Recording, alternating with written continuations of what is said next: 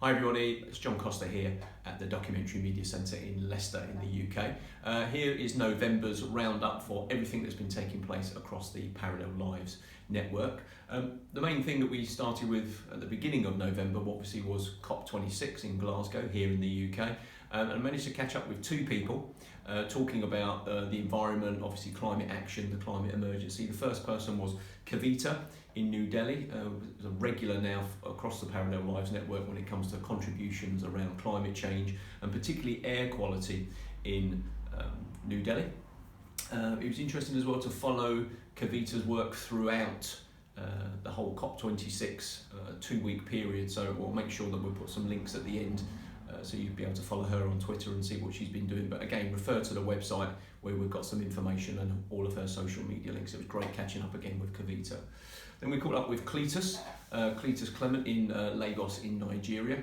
As well as being a successful documentary filmmaker and working in television, Cletus also runs our West Africa Doc Hub, where we're trying to support documentarians to be able to access support, equipment and finance to get some documentaries in production. Cletus has actually got one in production himself at the moment, which is talking about fishermen on the coast and the impact of climate change, not only the rise in water temperature and how that's affecting the fish, but also the chemicals that are coming off of land and through the rivers and affecting the sort of sea life as well. So that's an interesting documentary that we hope to get fully into post-production and getting ready for distribution in 2022. So again, look on the website, there's some interesting information about Cletus and what he does. LSPR is one of the universities that we've come across before previously with the work that we do with De Montfort University here in Leicester, and they actually asked us not just to support some students this time through the SDG Film Festival, which some of you may remember were the award winners for our SDG Documentary Media Centre Showcase Award. So it was great to be able to support their Upscales programme, which was actually for their staff.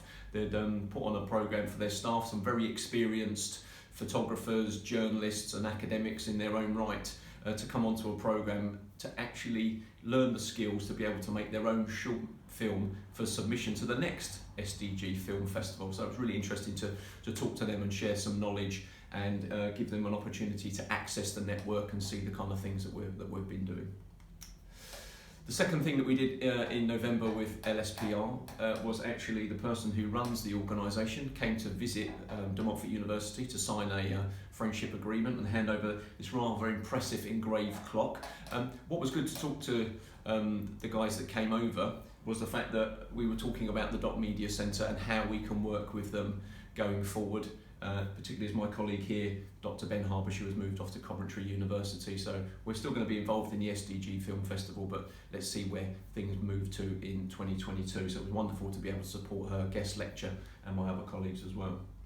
The Uganda 50 project is picking up speed now, and nearly under a year to go to the 50th anniversary in October next year. We did our first community drop-in with our new partners, Sabras Radio. And as you can see here, we went through the Uganda section of the archive and library here at the Doc Media Centre and managed to find some maps. This old map I've got here from 1967 had all the villages on there that people would have come from or been expelled from in 1972. Really interesting project, and we're hoping to follow this up in early 2022 with some filmmaking sessions at the Newark House Museum here as well. So the Uganda 50 project is growing, more relationships are being built with people in London and in Birmingham and also in Uganda as well. So I'm really excited about how that project's going to play itself out. And it's not ending in October 22, where the 50th anniversary is, it's actually going on till May 23, so we can actually capture some more of the stories that people decide to share once the anniversaries happen. So that's good. Our language cafes are going really well. We had our second language cafe. They're always the first Saturday of the month, so we're getting ready for the one in December now. But the one in November was really good. You can see here, everybody brought an item that they spoke about and that they were sharing. I really like these. We've been also talking on BBC Radio Leicester. They did a feature about the language cafe and why do we set it up. And it's that kind of conversational English. Once you've got beyond just the basics of where's the post office, can I buy a stamp, we started to talk about how you feel and then started to share stories of where we're from. So for me, really exciting to be able to get on Radio Leicester and promote that. And I'm looking forward to the next one with Carol and Shahi and getting some more guests coming along next week. Got an exciting new project I think we mentioned last month as well, Turn Up the Volume. This builds on our relationship with WACIT and their youth advisory group. We've been talking to them about supporting the development of their social media platform, particularly Instagram. And also we've brought in a very good friend of ours, Kulsum Haffiji, who's a student at the University of Leicester, and she runs the very successful Colours of Leicester project here. Think Humans of New York, that kind of stuff, really exciting stuff. And we're doing this launch and information event on Wednesday the 15th of December. It's open, anybody can come along to it to find out about creating a new youth-focused newsroom around the theme of movement, which we'll be hosting in early 2022. So again, we've gone from hosting an event, identifying a need with the youth element, if you like, of WACIT, World Awareness for Children in Trauma, and now we're looking to move through some training into actually doing another event. Talking about the World Photography Day newsroom that we did in August earlier this year, I've been speaking to FANET in Kenya, our Kenyan colleagues, and also Kids Haven in South Africa about how we're going to move forward with that project as well for the next year. So again, exciting stuff there. Now you remember the people, women and men from the Iraqi Media Training Centre in Diwaniyah province in Iraq. We've actually moved from the training that we did, Radio and You, sending the certificates. So thanks very much to Tina for putting the hard work and effort into getting all those certificates sorted. Sending them over, they've been signed by the governor and they've actually been presented to everybody. And you can see my colleague here, Dr. Ahmed Bahir, actually attended and had the photographs taken. It's great. So we've gone from the training, we've gone through to, I think last month's photograph was them visiting Diwaniyah Radio, the radio station, and they've now got their certificates and they're making content. So hopefully in the next couple of months in one of these bulletins I can share with you some of their stories which they've been managing to kind of create and get on air, and also that they're going to send here so we can archive them in the Iraq section of the Archive for Parallel Lives Network. And finally, resources. What's been really interesting in the last couple of months is it's really picked up.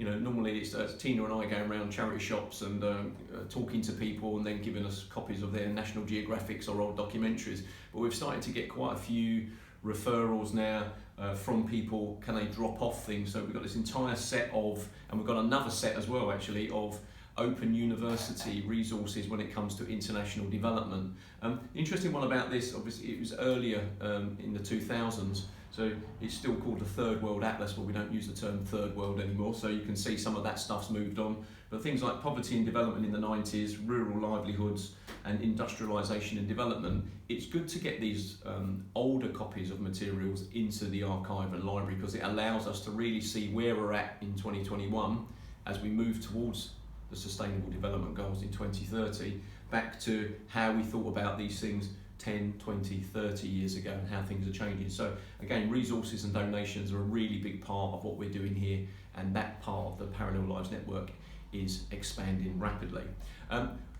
That's it. It's been a busy month. As we move into December, we've got lots of things that we're planning, some really big events in the early part of 2022, which we'll save for our December bulletin, so you know what's coming up.